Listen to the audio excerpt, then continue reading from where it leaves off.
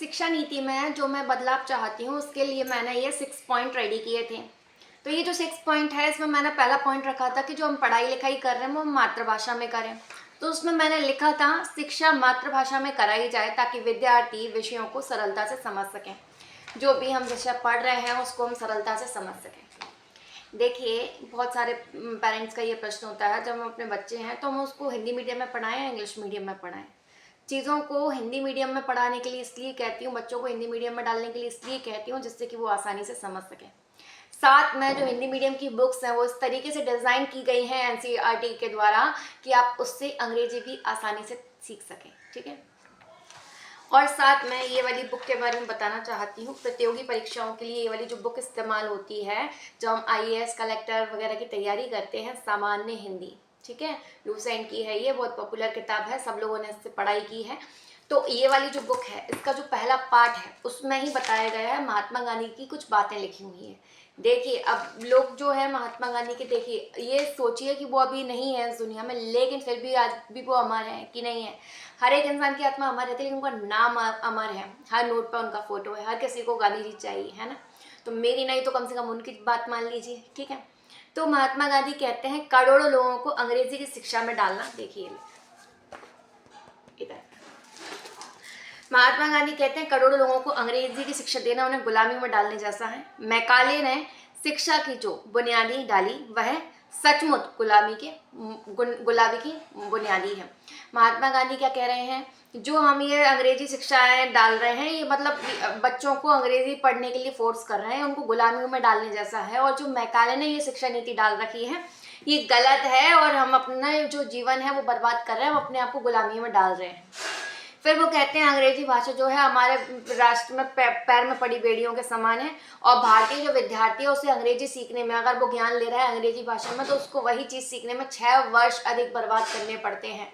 उनका कहना तो 6 वर्ष का है, मेरा कहना है ये 15-20 साल, ये हम अपना पूरा का पूरा जीवन बर्बाद कर रहे हैं अंग्रेजी में पढ़ के। फिर वो तीसरी बात, उन्होंने 10 पॉइंट लिखे हैं जो जल्दी बता देती हूँ कि उन पॉइंट्स का क्या कहना है। तीसरे पॉइंट में वो कहते हैं जिस भाषा में तुलसीदास जी जैसे कवि ने लिखा है वो भाषा कैसे गलत हो सकती है।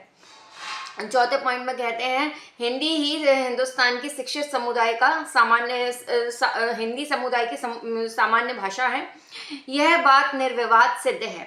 ठीक है, फिर वो कहते हैं हिंदी भाषा वह भाषा है जिसको उत्तर में हिंदू और मुसलमान दोनों बोलते हैं और नागरी फारसी लिपि में लिखी जाती है। यह हिंदी एकदम संस्कृत में नहीं है, पूरी संस्कृत नहीं है ये, और ना ही एकदम फारसी शब्दों में ही है।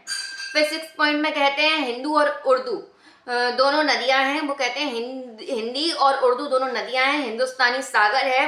हिंदी और उर्दू दोनों का आपस में झगड़ा नहीं होना चाहिए, झगड़ा नहीं करना चाहिए उन दोनों को, और दोनों का मुकाबला तो हमें जो करना है वो अंग्रेजी से करना है। ठीक है, फिर इसके बाद अंग्रेजी के में विमोह में से पिंड छुड़ाना स्वराज के लिए एक बहुत ज़रूरी कर्तव्य है। फिर कहते हैं मैं यदि तानाशाह होता तो अगर मेरे बस में चलता तो मैं ये विदेशी भाषा को अभी के अभी बंद कर देता, वो उनका कहना है। ठीक है, फिर इसके बाद कहते हैं मेरी मातृभाषा से मुझे बहुत ज़्यादा प्यार है, इसमें बहुत सारी भले ही खामियां क्यों ना हो लेकिन मैं इसे चिपका रहूँगा, लगा रहूँगा और मैं अपनी मातृभाषा पे ही काम करूँगा। लिपियों में सबसे अच्छी अव्वल दर्जे की जो लिपि है वो नागरी है और मैं इसी को मानता हूँ।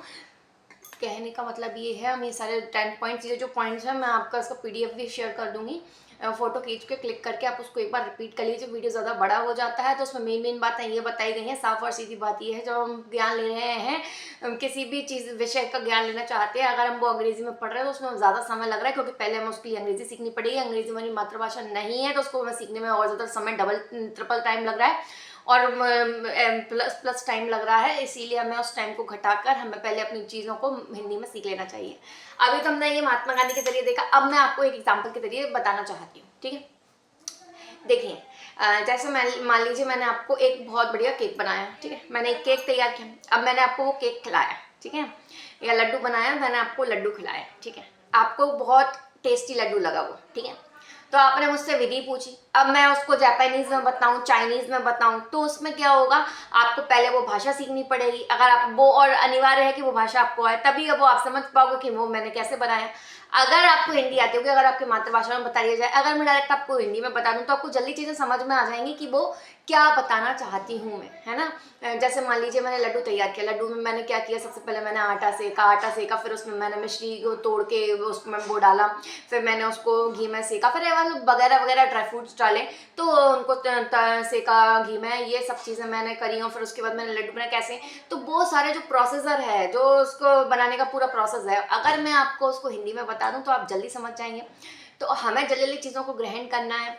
जैसे मान लीजिए मेरा नाम अमृता है, ठीक है। अब अमृता है तो जो हमें हिंदी में लिखना आता है अमृता, ठीक है। अ के लिए हमने क्या बनाया ए, माँ के लिए हमने क्या बनाया एम, री की मात्रा के लिए हमने क्या बनाई आर आई, त के लिए हमने बनाया टी, और आ का डंडा के लिए ए। ऐसे करके हमने हिंदी से इंग्लिश में बनाना सीखा। तो अगर हमें इंग्लिश भी अच्छे से सीखनी है तो सबसे पहले हमें हिंदी आनी चाहिए। अगर हम चीज़ों को, अगर हमें हिंदी अच्छे से आती होगी तो हम उससे आसानी से अंग्रेजी सीख सकते हैं और हमारी मिस्टेक्स भी नहीं होंगी। इसीलिए अपने बच्चों को हिंदी मीडियम में पढ़ाना बहुत ज़रूरी है। साथ में हमें ये भी देखना है कि ऐसी पढ़ाई लिखाई हो जिससे कि हम व्यवसाय कर सकें, पैसे कमा सकें।